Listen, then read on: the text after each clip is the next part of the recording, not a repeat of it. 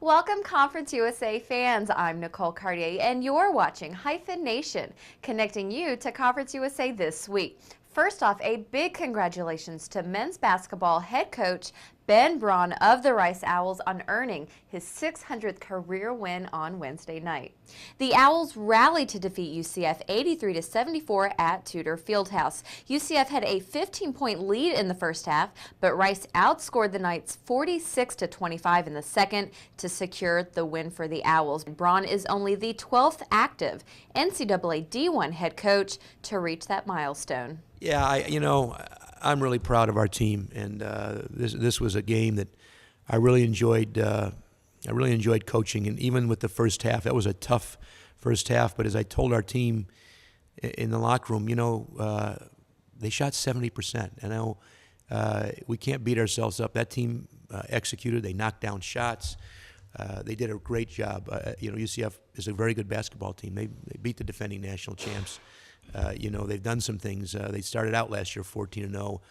They're very talented. And so for our team to battle back, we made adjustments at half. I asked our players to make a couple of adjustments, and I said, guys, just believe in the adjustments, and we'll chip back in. But things are going to turn. We're going to score. I said, but we got to defend. And our guys took the challenge. We defended. We became, I thought, the more aggressive team in the second half. I thought our aggressiveness was really good. Oh, I just never have allowed myself before, during, and even now after to really reflect much of that. Those are milestones that someday you might look back on. But I as a coach, you can't allow yourself. I can't allow myself to even think about it because I got a team to coach. I can't worry about career victories and what that means. What only matters to me is how our team's playing and maximizing our team's potential. So I'm going to continue to do that. I've been a little uncomfortable with this whole thing. I'm glad, I guess, that it's over, that somebody, whoever it is, can make something about it, but then move forward because it really is about our team and our team success. But it was a huge win for us, and especially the way we went and got it. It might have been as good a half as we've played, and it might have been as good a half as I've seen a Rice team play in some time.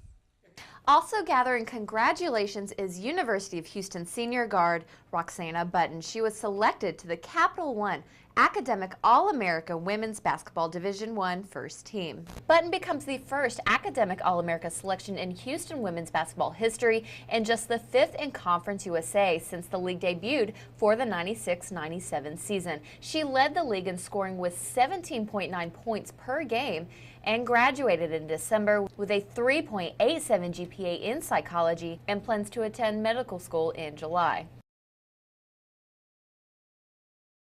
And as we inch closer to the 2012 CUSA Basketball Championships in Memphis, March 7th through March 10th, hear all about playing in FedExForum straight from the Memphis Tigers themselves. Back in the locker room before the game, everybody just be listening to music, dancing around, being goofball, Just to get you excited, you're around your team, having a good time. Shoot around you get a chance to come in the gym and just see the atmosphere. A lot of these guys can also dance, so if they start dancing, everybody get hyped, and we should have a good game then. My heart should start beating fast because you got thousands of people yelling and people standing over top of your head, taking pictures, cheering for you. But once you get out there, something just come over you. You're just happy to be in this moment. You just want to cherish every moment of it. Intensity all over the gym. You got probably to the capacity. Blue and white. It's just wonderful. Once the lights come on, it's kind of like tunnel vision because you have all the fans on top of you, yelling and screaming your name, and your adrenaline's going. So, I think it's game day is something that could raise anybody's spirits, in my opinion. You feel like you're on top of the world when you walk out the tunnel. Everybody, some people calling your name, screaming and stuff. You love the feeling.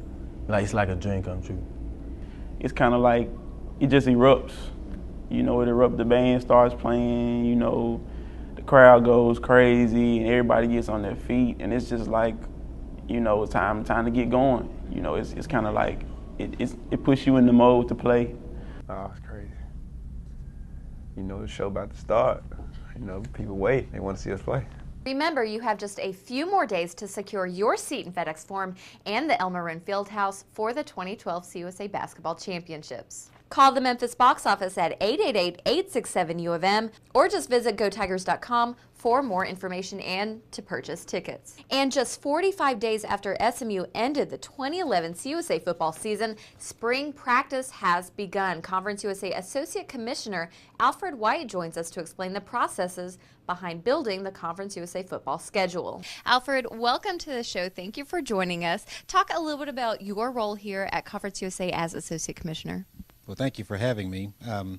I really see my role as Associate Commissioner responsible for football as a product manager for the sport. My responsibilities encompass everything from managing the sport regulations to working on the schedule, working with our public affairs staff, working with our marketing staff and television and things of that nature. Everything from soup to nuts regarding Conference USA football, I have a hand in.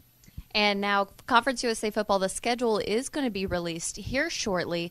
Talk a little bit about what goes into building the conference football schedule.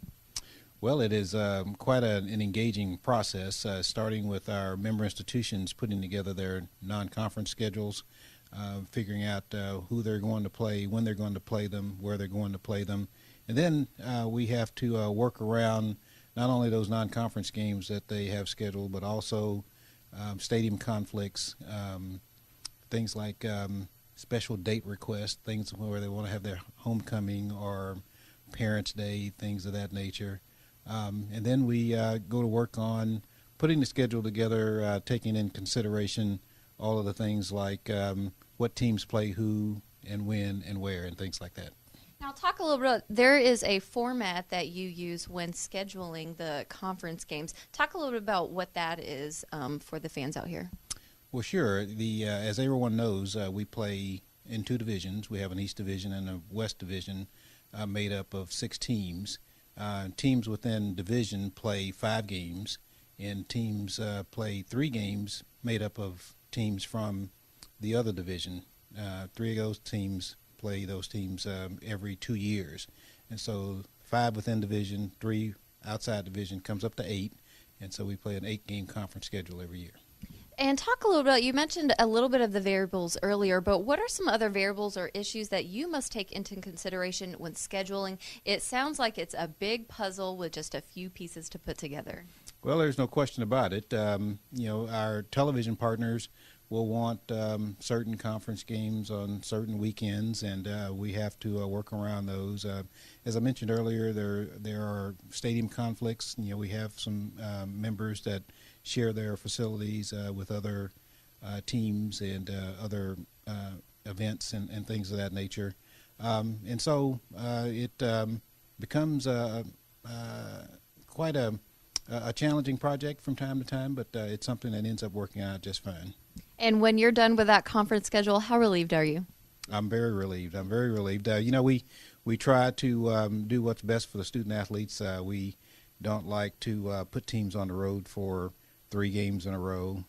We're very fortunate for the last couple of years. We've never had any teams play 3 consecutive road games. And so anything that we can do to make a student athlete experience good, we go out of our way to do that. Well, thank you very much for joining us. It has been a pleasure in learning all about the football schedule. Thank you very much for having me. And fans, if you have a question that you'd like to submit as far as football scheduling, be sure to email us, tweet us, or send us a message on Facebook. We'll be sure to get that out to Alfred right away.